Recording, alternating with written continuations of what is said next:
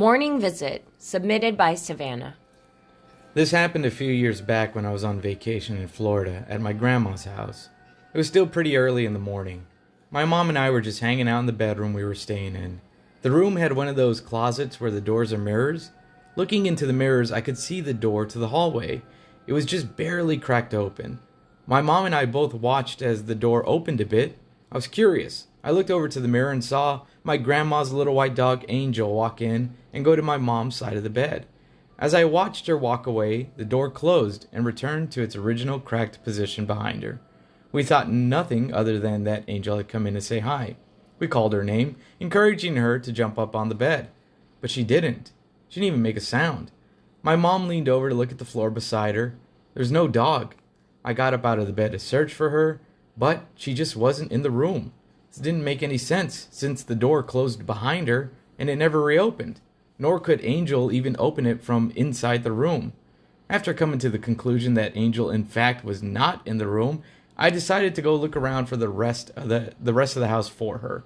Turns out she was across the street with my grandma at a neighbor's house. I double-checked and asked my grandma when she went over there. She said about 20 minutes prior. I have no idea what happened, but I know that room has always given me the creeps. Welcome to the True Scary Stories with Edie podcast. This is the podcast where two stand-up comedians read scary stories submitted to us by our fans. This story submitted by Savannah was submitted on our website.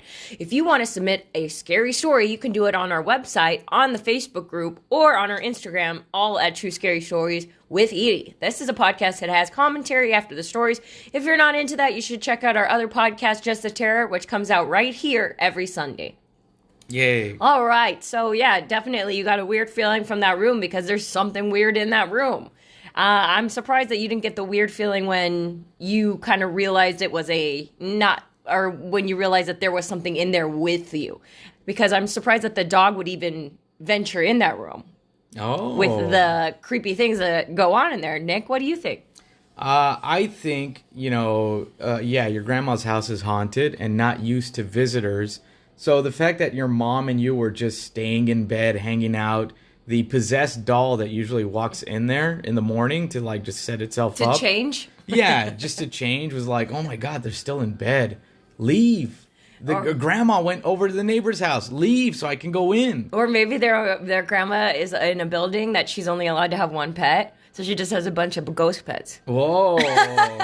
Or that. Less mess. Yeah. All right, let's get to the second story. This one comes to us from Annabelle, and it came through the website as well, and it's called In My Dreams. First off, I love your podcasts, and I'm excited that I finally decided to submit my story.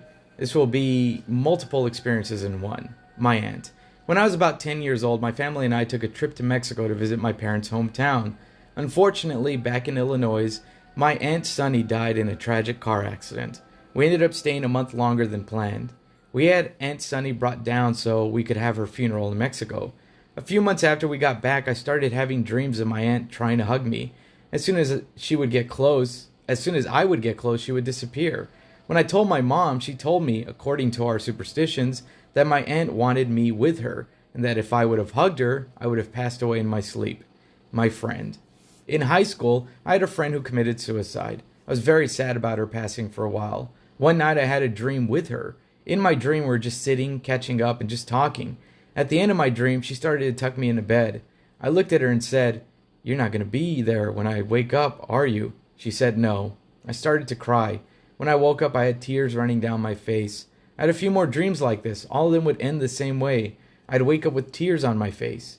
My friend's brother. In 2017, a friend of mine had her brother pass away. I met him in high school. We hung out here and there. I became friends with his sister through him.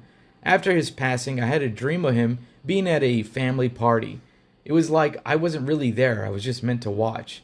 In my dream, he was being cradled by someone, being spun around like how you do with a child. He was laughing and just seemed so happy. Immediately the next day, I texted my friend and told her about it. I described the guy who was holding her brother. She sent me 3 different pictures. I was shocked to see him among those pictures. I told her which picture was the guy in my dream.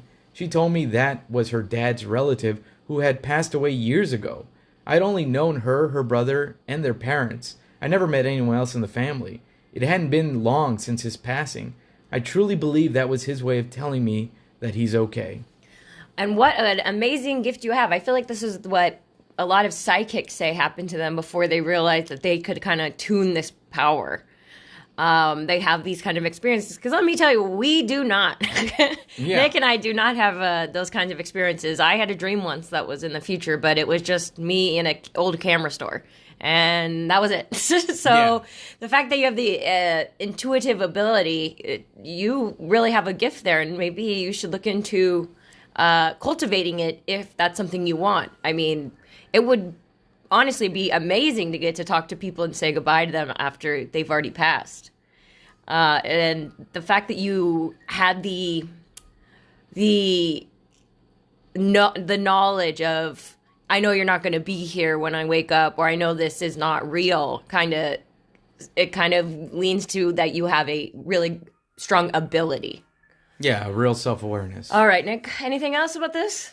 I mean, yeah, if it's not connected to a psychic ability, my lesser interpretation would be that you're an empath, and I mean, who the people that you come into contact in your life probably feel like, she's open, I can go to her, say my goodbyes, say whatever I need to do because she's open and she's kind-hearted and won't freak out. That's what it, on a lesser level. On the higher level, it's like, yeah, you might have the ability to contact spirits. That's up to you if you want to work on that. I don't know if I'd want to. All right, let's get into the stories.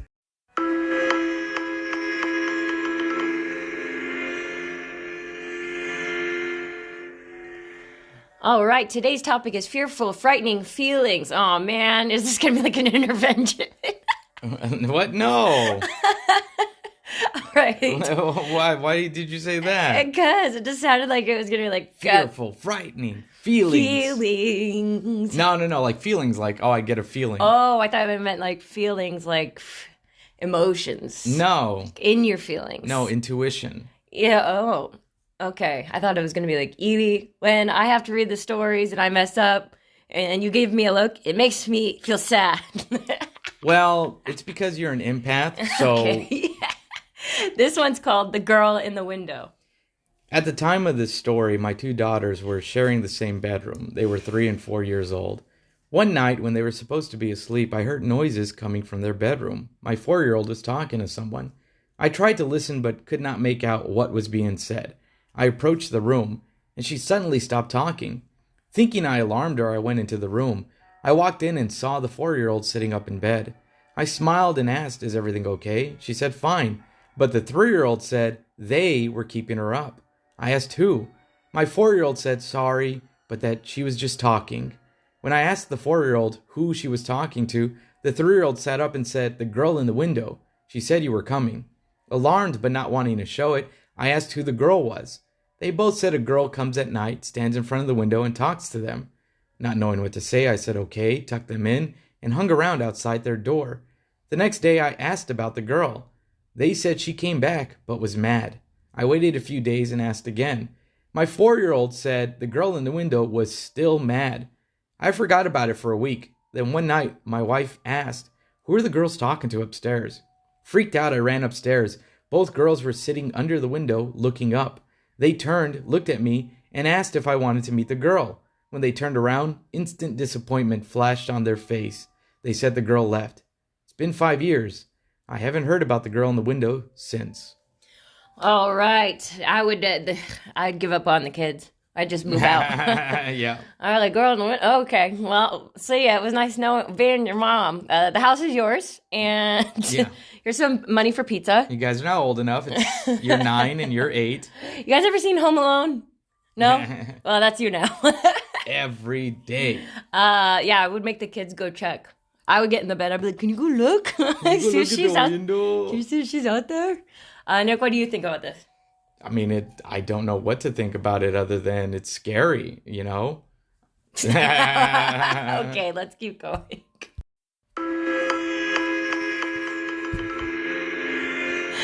Oh no, this one's called Another Girl in the Window, and it comes to us from XX000. Some buddies and I were bored one night. We decided to head out and poke around an abandoned mental hospital, Ridge Mental Institution in Arvada, Colorado. Our group was 2 guys, including me, and 2 girls. Most of the place was pretty much sealed off. The only way in was through the autopsy room. We go in. As soon as we get into the autopsy room, one of the girls starts hyperventilating and crying. She said she just couldn't be there anymore. We tried everything to convince her everything was going to be fine. She wanted to leave and wanted to leave now. Disappointed, we decided we had to leave. The 2 girls were walking in front of us, one trying to comfort the other. The other dude and I walked a bit of a way behind. I don't know what brought me to look back at the mental hospital. Morbid curiosity, maybe? But I did. There, in a window on the 2nd floor, I saw what looked like a little girl in a white dress staring at us. Now, I'll admit it was dark, but the moon was out, so it wasn't pitch black. I looked for a good 10 seconds, stopped my buddy, and had him look without taking my eyes off of it. I asked him specifically, "Do you see that?" I thought I may have been seeing things, or maybe it was a trick of the light. But no, we both saw it. We stared for a good 20 seconds. Then it moved. We noped out of there, passing the girls and screaming for them to get in the car. Is it possible it could have been some other people there who happened to bring a girl who might have looked from a distance be a lot younger than she was? Yes, but there were no other cars around, so whoever it was would have had to walk a pretty good distance to get there. Could it have also been a homeless family that was using the place for warmth? Who knows? All I know is what I saw. It was a little girl in a white dress staring at us from the 2nd-story window of an abandoned mental joint at 2 a.m. All right, so I thought this was a continuation of the other story, but this is a completely different girl. Creepy girl. All right. I've been bored in my life. I've never been bored enough to go to a mental hospital, abandoned mental hospital. I don't know how. There's a lot of things I would do before that. Before I was like, you know what? I'm bored enough for this. I'd be cat's cradle. I would be picking up leaves, painting on rocks, whatever it took to not go to the metal hospital. Yeah, your mental hospital. Okay, Nick, what do you think? It's scary. Okay. It's an abandoned mental hospital. I mean, I've never heard of I guess an unhaunted abandoned mental hospital. Well, there's a lot of there's a lot of stressful things there that maybe the spirits stay by. I had never heard of an autopsy room in a mental hospital. Oh. Yeah, I guess because if someone dies there, it's better to do it in home, especially since they probably died, but for some reason that you're failing at doing your mental hospital gig. So then you got to kind of like be like, no, they died of a mental. They died of a mental. They died of a metal. Man. They died of a metal poisoning. They died of air guitar. Yeah.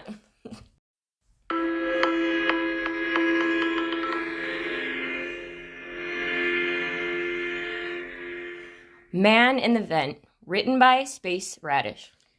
When I was 3 or 4, we moved into an old house which nobody would live in for very long. My mom told me that when we first moved in, one of my cousins refused to enter the house because she thought it was haunted. The only thing I really remember about the house was that my bedroom door had a giant hole in it. I would cry through this hole when I got sent to my room for punishment. But there is something else I vaguely remember. The man in the vent. I had forgotten about the man in the vent until my mother resurfaced the memory when she told me why we didn't live in that house too long. She woke up one night to noises of a muffled conversation. She goes to check on me. I'm asleep. She checks the living room. The television is off and so is the radio. She goes back to bed. She hears voices again. She checks everything and again finds nothing. She decides to give up and go to sleep. The next morning I tell my mom how I had a man in my vent. The man asked me if I would like to change clothes with him, so he could come inside and live as me, and I could go outside and live as him.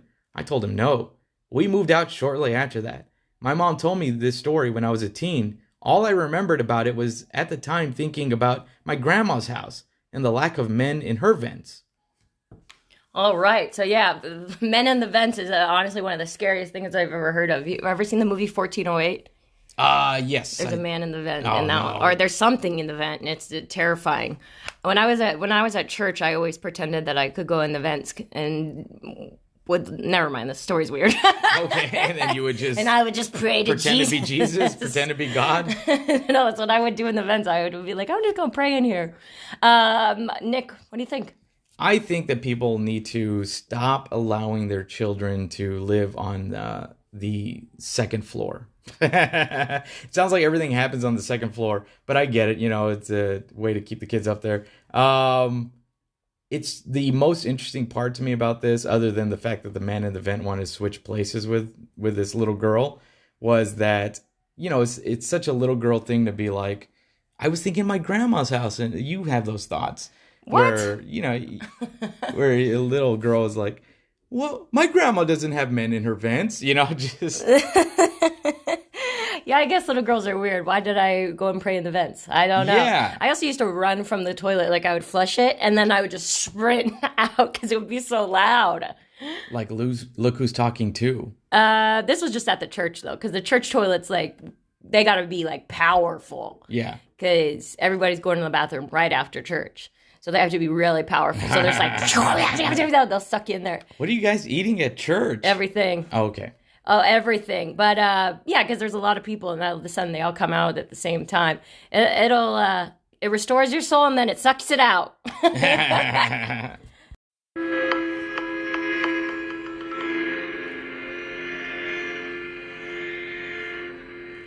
Sleeping pills.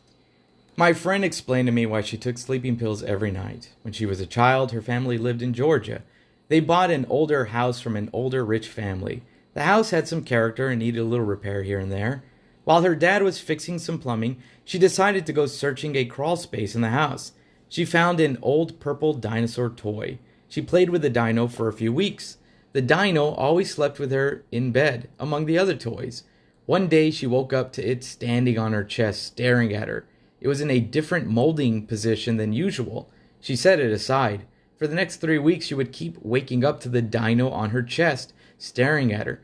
Didn't matter if she put it on the floor, in a drawer, or anything. One day, she locked it up in a drawer. She was having trouble sleeping that night. In her restlessness, she heard the drawer unlock, open, slam shut, then slight footsteps. She pretended to sleep. She was scared. Then she felt something get on her chest. She opened her eyes a little, only to see the dino back on her chest. She watched it shift and settle on her. Then it watched her sleep. She told her mom the next day. Her mom didn't believe her, but her mom allowed my friend to lock the dino in their room. Same thing happened. After other paranormal things started happening around the house, they moved. The dino stayed at the original house, buried, for a year and a half. One day, it appeared at their new house, just standing like they found it on a kitchen counter. They got rid of it for good. They burned it and ditched it in the river, never to be seen again. Even now, my friend has a repeating nightmare that goes away with the pills. She has made numerous emergency hospital trips after finding scratches on her body. The hospital claims the scratches are from night terrors. I kid you not, last time I stayed over at the place, I always have trouble sleeping. It just feels like something is watching you sleep. It's one of the few times I've asked for sleeping pills. All right. They found an old purple dinosaur that was moving. Yep. Are you sure it wasn't just Barney? Remember he used to get small? Oh, no. Yes. I never saw Barney. He was a small dinosaur, and then he grew big, and he was magical. Oh. Yeah. And he could move. And he was magical. Okay. Yes. I think that's what it was. Are we that old that someone wouldn't know if they found a Barney? Maybe. I'm acting like every Barney toy is magical. Yeah. Well, maybe it was the one and only Barney. Yeah. No, it's a possessed doll. and just burning it and sending it into a river didn't get rid of the demon that was following this person. So in some stories, that would be a possessed doll. But in some stories, that would be a delightful kids' TV show. Yes. Yes.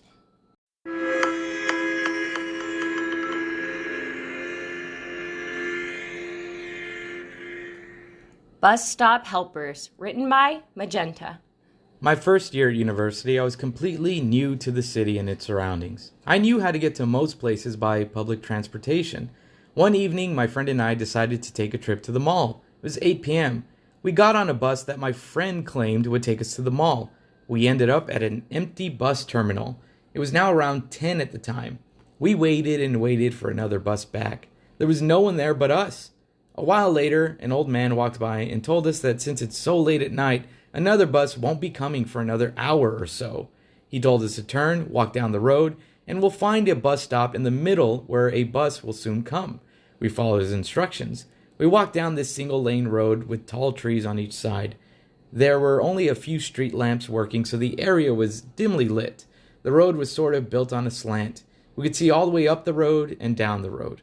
So we waited and waited. My phone battery died, and my friend had forgotten hers in her dorm room. We started to think that there won't be any bus coming and started to panic. Then I turned around to see two kids with backpacks walking down the road. My friend and I were relieved to see them. When they got close, I asked them if they knew about any buses coming. There were two kids, maybe around 12, 13. One was a boy, the other was a girl.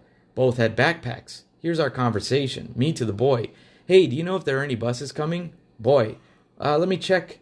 He took out his phone, walked towards the bus stop sign, but the sign had no schedule info on it, just a picture of a bus. I pointed this out to the boy by saying, the timings aren't there and there's no number to text either. I've looked at it before. The boy, still looking at the phone, said, oh, it's okay. Your bus will be here in 10 minutes, I think. Meanwhile, during my conversation with the boy, my friend started talking to the girl. The girl asked, where are you guys from? My friend answered, we just started university here. What about you? The girl replied, oh, we're in school. We just got back home from school. My friend said, oh, okay. I turned my head to tell my friend that the bus would be here in 10 minutes. I turned my head back to thank the boy, and he was gone. Gone. The girl and the boy were nowhere to be seen. I literally probably looked away for a second max. My friend and I looked down the road, up the road, and by the trees. The boy and the girl were nowhere to be seen. I literally looked away for a second. Needless to say, both of us were scared until our bus arrived. It was the last bus. We asked the driver for the time. It was now 12:17 a.m. Freaked out but happy to be on a bus, we soon just let the whole experience fade away. Later on, I asked my brother about the area. I didn't tell him what happened. He said that there's a graveyard there. Then it hit me. What would two 13-year-olds be doing in the middle of nowhere coming back from school at midnight? All right, yes, those weren't regular 2-year-olds. Those were the two ghost guides there to help other children on their way home. Maybe. They call the buses with their phone. What? This is the first There's ghost. a lot. This is the first ghost with a cell phone. Yeah, you're right. We have gotten to the point now where ghosts have cell phones. He did pull out his phone. It was an iPhone 4. Wow. And yeah, and that threw me off. It was an old Nokia. I was like, wow, a flip phone. So now this is our first ghost phone sighting. Yeah, they had a backpack. They were prepared for the afterlife. I can't wait till the ghost asks me if I'm vaccinated. Hey, have you been vaccinated? There's just that ghost running around asking people, have you been vaccinated? Have you been vaccinated? Oh, that's just Stan, the vaccination ghost. But he's got an iPhone 12. Or they try to add you on Instagram. What's your handle? I tried to add them, but then there was no content. All right, let's keep going.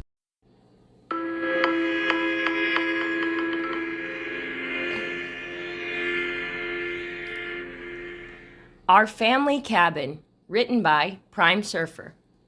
Whenever I was scared as a kid, my dad had always told me that in life, you should not be scared of ghosts. Fear the living, because they can actually hurt you. In my late teenage years, after my father committed suicide, I received an inheritance from him. At the time of my dad's passing, he and my mom owned a cabin up in Oregon by Mount Bachelor. The cabin had been put up for sale since my mom could no longer afford the payments, and renting it out was not covering the payments either. The cabin was set to go on the market for sale in less than a month, so for that month's time, the cabin was going to be vacant. I saw this as a chance to get away for a while, clear my head in light of all things going on. I quit work, packed up my snowboarding gear, grabbed my dog Midnight, and headed up in my dad's car that he wheeled to me to the cabin. Our family cabin. My first 2 days at the cabin were normal. Spent my days playing with Midnight in the snow and snowboarding. The evenings playing PlayStation or listening to music, drinking and smoking out on the balcony. I'd already stocked up food, cigarettes, and liquor, so I was pretty much a shut-in, aside from the occasional out to hit the slopes. I was quite content and started to feel relaxed after all the drama. The cabin itself was 2 stories. Bottom story had the living room and a side guest bedroom, along with a small kitchen. Upstairs had another 2 rooms, along with a walkout balcony attached to the master bedroom. Most of my time there was spent either in the living room, kitchen, or master bedroom. I never ventured into the other rooms. I always kept the doors leading into them shut. Open doors to dark rooms always creeped me out. The third day came around. I was going through my usual routine of playing with Midnight, playing games, watching DVDs. That day, it was pretty heavy snowfall, so I decided to stay in the whole day. That's when things started to get weird. In our area, there were only 2 other cabins adjacent to ours, maybe a block away from each other. All other cabins, aside from these 2, were around maybe a mile away from ours. Surrounding us was mostly forest and very tall pine trees. The closest 2 cabins were empty, and from the past couple of days, I knew that no one was currently staying there. Around midday, while outside with Midnight, I noticed what looked like footprints in the snow around the area surrounding our cabin. It was still snowing, so the footprints looked semi-fresh, like someone had been there in the last 20 to 30 minutes before me. The prints led away from my cabin. They disappeared in the snow towards the denser part of the trees. I disregarded the footprints and went back inside. Nighttime came around. Midnight was laying on the bed with me. I noticed his ears perk up to a standstill, listening position. Then he quickly jumped off the bed and ran downstairs to the living room. I lay in bed and stayed silent. I was kind of freaked out. I could hear him moving around downstairs back and forth. After around 5 minutes, he ran back upstairs to me and started to do his doggy dance for the sign that he had to pee or that he wanted to go outside. Well, fine. I can't say no to him. We went to the outside driveway for him to do his thing. Only he didn't want to pee.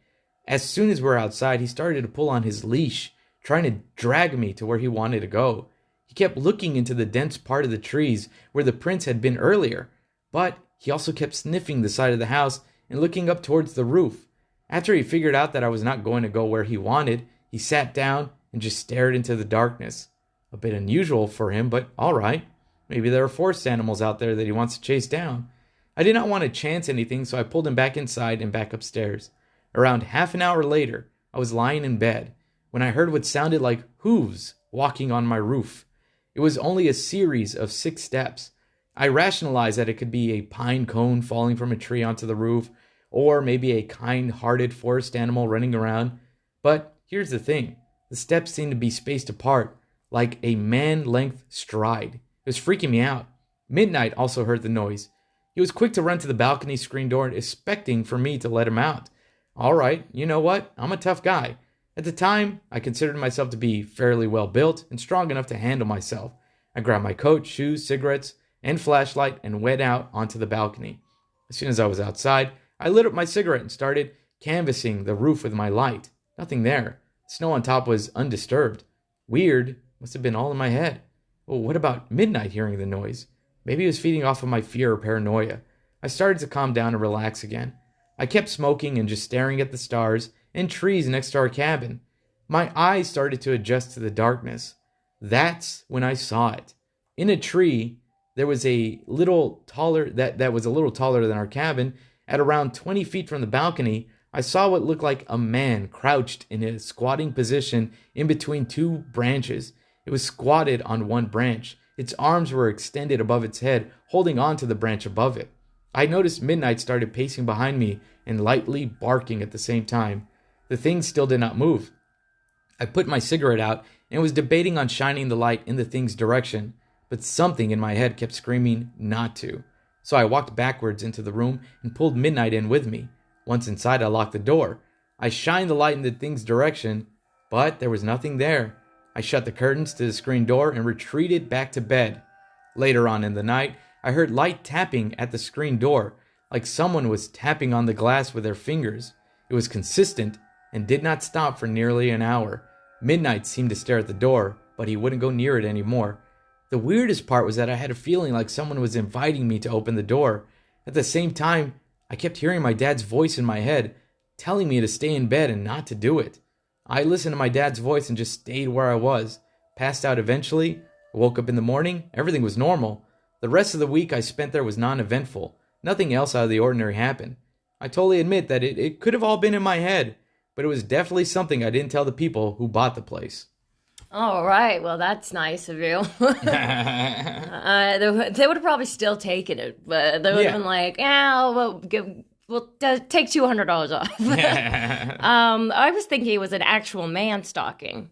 Yeah. And he said that the footprints were man-sized, and I was like, oh, there's nothing scarier than a man. Yeah. And then I was like, well, there's man, and then the other scariest thing is an old woman.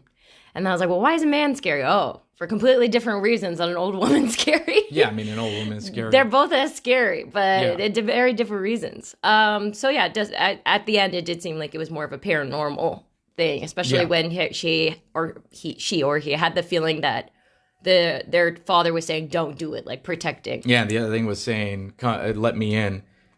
Yeah, and this thing was in a pine tree, just squatting on a branch. You know, that's more old lady than man. Yeah, I mean, it's in my head, it's goat man. It's right. That's what I thought it was. But yeah, I get that, or it could just be a what are those things called? A Mothman. Okay. Yeah, because those have that same intrigue where they want you to come talk to them. Okay. Depending on where this was. This was in Oregon. Actually, but the Mothman was just spotted over here too, so it doesn't even matter where it was. Yeah, he was spotted in California. When? I'd have to check, but I think like a year ago. Oh. Oh. Wow. Before the fires? Yeah. Whoa. Mothman.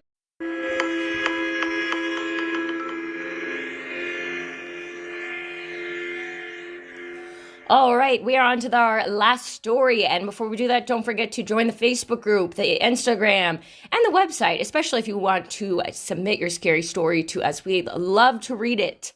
Besides that, don't forget to give us 5 stars after this. It really helps the podcast get bumped up, and we put so much work into this, especially Nick. Nick, do you have any shows coming up? Yes, this weekend I will be doing various shows in Arizona. The final one is on Sunday in Glendale, Arizona at Stir Crazy Comedy Club. It's a family-friendly show. Then next week I'll be in San Antonio again doing a weekend, a last-minute weekend.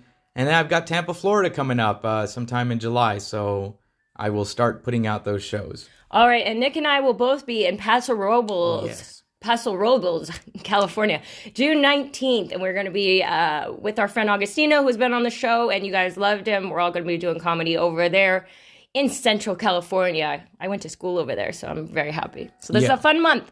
Before we get into the last story, Edie, of all the stories that we have read,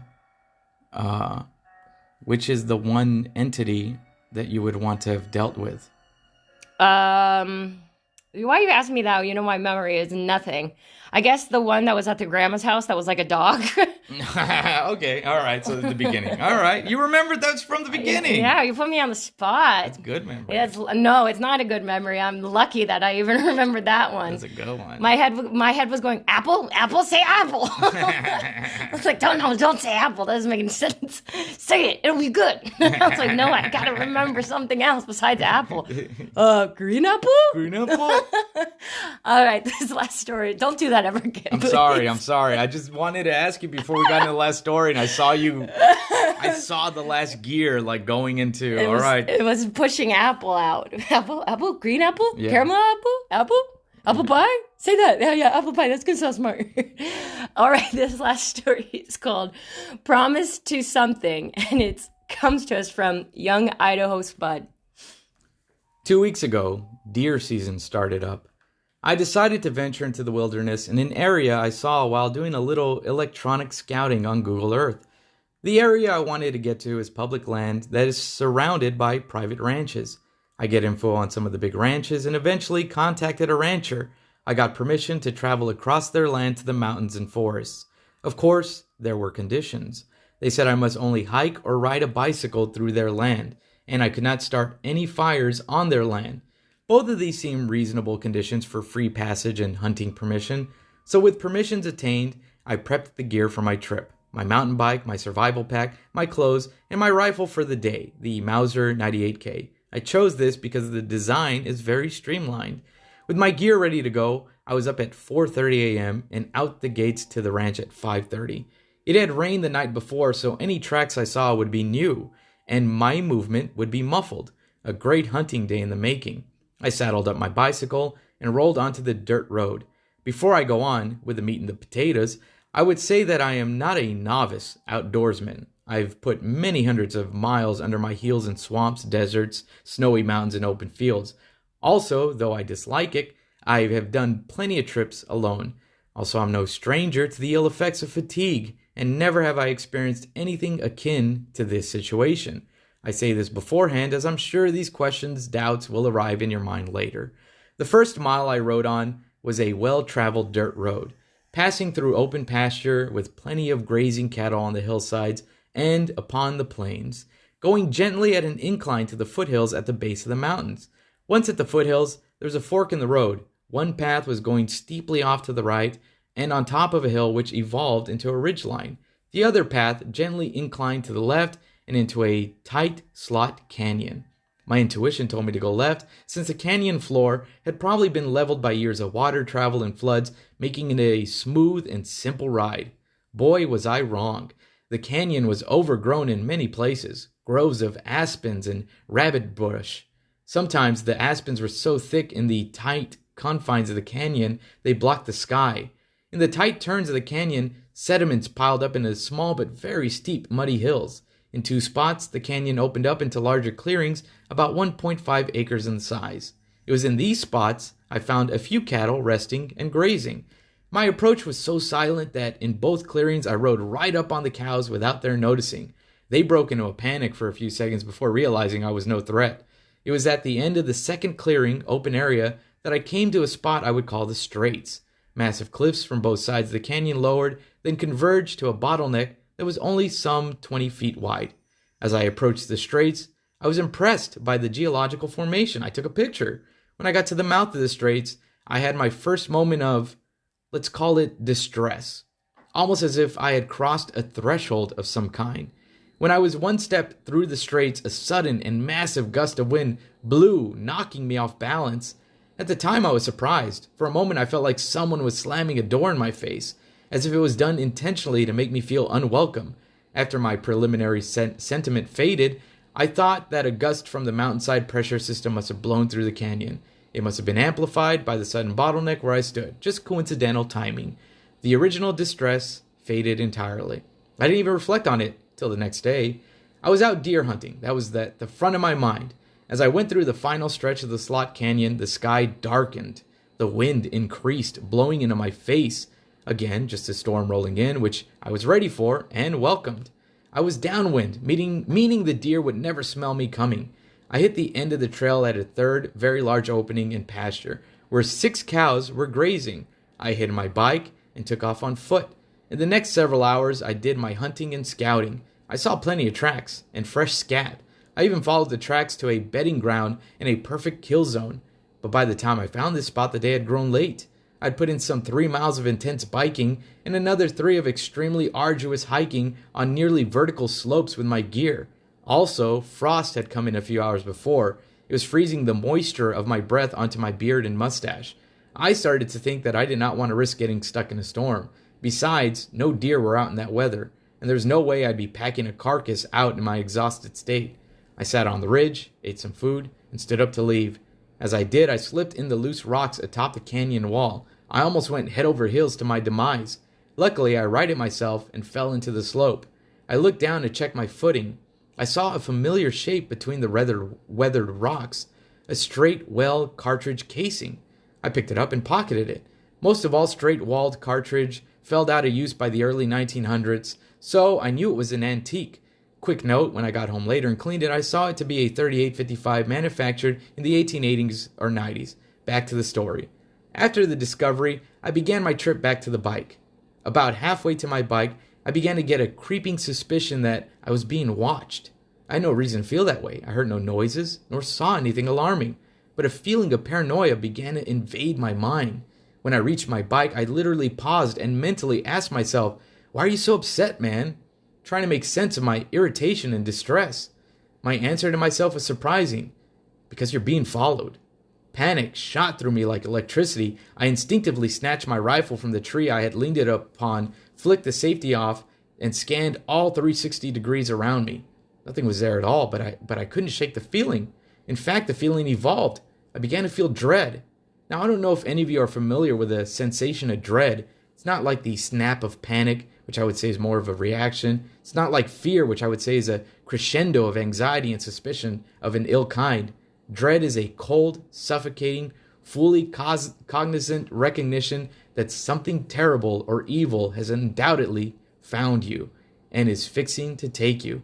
I didn't know what this something was. I decided to get out from the trees and ride out to the clearing by the cows. If something was hunting me, maybe the cows would see it first, giving me a warning, or maybe one of them would get pounced on instead of me. As I got close to the cows, they backed up a little bit.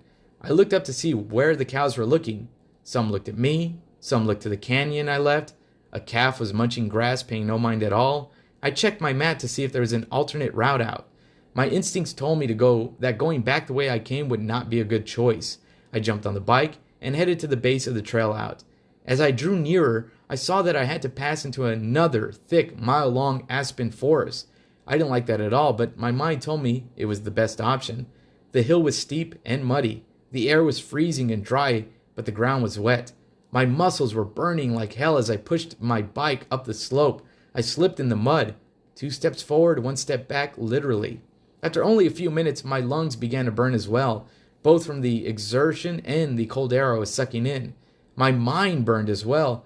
This was no longer a deer hunt. This was an escape.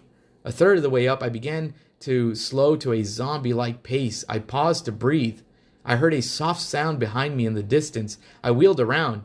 About 60 yards behind me were the 6 cows, frozen, staring at me. I was relieved for a second, then realized how odd it was. None of the other cows followed me. Also, there were no cow patties along the trail I was on now. Then I remembered that pack animals will often follow a lead animal into a dangerous area. They'll tail off at a distance in case they get pounced.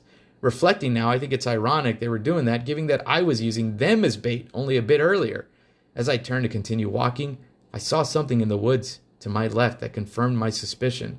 There was the skeleton of a cow, well over a year old, about 30 yards into the aspens. With that, I wheeled my rifle from my back to my chest, moved it from full safety to half safety, and kept chugging up the hill. I paused several more times for breath. Every time I turned, the cows were there frozen, staring at me. After what felt like an eternity, I reached the peak. As I cleared the forest, I saw other cows on the bald peak grazing bunch grass. I paused to breathe. The cows who had been following me passed me up and joined their companions. At that, I felt relief. I felt safe again. I cruised my bike down the hill all the way down to the ranch and back to my car. It was 5 p.m. I threw my bike in the back and went home. I got home, caught up with the wife and kids, ate dinner, went to sleep with little mention of what happened. That night, I had a nightmare. The feeling of dread returned. A voice in my head appeared, telling me to never go back there again.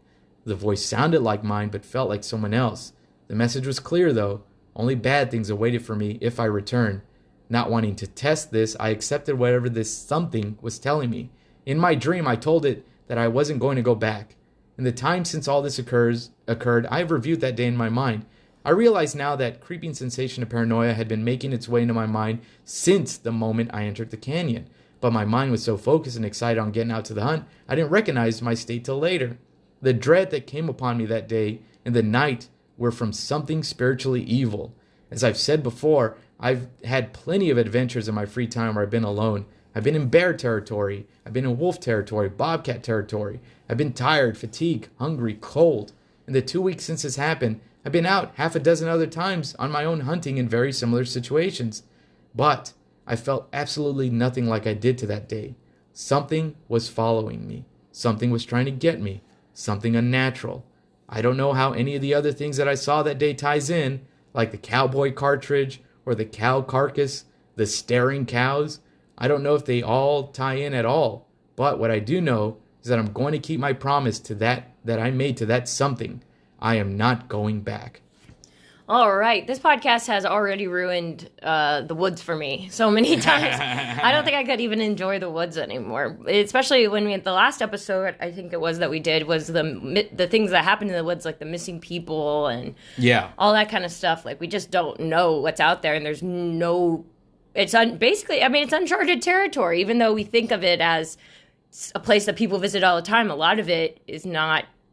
We don't know what happens there. So no, I will never be going into the woods ever again. But this just reconfirms that. I do think it was something paranormal. That's what, like he said, he's felt the presence of animals or being hunted, and there is a difference when you feel that feeling of, oh, this is really bad. It's not just like, this is like something beyond bad. Yeah. What do you think, Nick?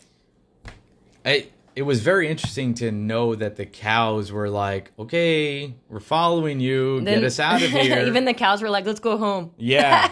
Yeah, they were just like, there's something here, but The cows come home. Oh, yes, when the cows come home. Yes. And, okay, go ahead. The old cartridge shell, which, is kind of like a sign that people haven't been there in a long time. So, yeah. Like you said, it's interesting. There's parts of the woods and desert and things like that where we think, oh, this will be a fun little hike, a little trail. But there's no way of telling why that place is so secluded. Mm-hmm. What is in there? Well, especially a national park where they're so big and vast. I mean, we're not talking about like Central Park here. We're talking about like Yosemite or somewhere like that that's ginormous. That there's no way that a park ranger is in a few miles from you, especially when you're trying to get away from the city, away from the people. Well, you did, and you guess what else likes to be away from the city, away from the people? Scary demon thing in the woods. Things. I think that what I've learned from this story is that if I ever do go into the woods, bring 6 cows with you. So they can tell you when know. It's time to go home. Yes. Time to go home. The cows will go home. The cows go home now. All right, guys. Thank you so much for listening to this very fun episode of True Scary Stories with Edie. We hope you got scared and you stay out of those woods. And wash your hands. And stay away from windows. Yeah. Stay away from windows and children.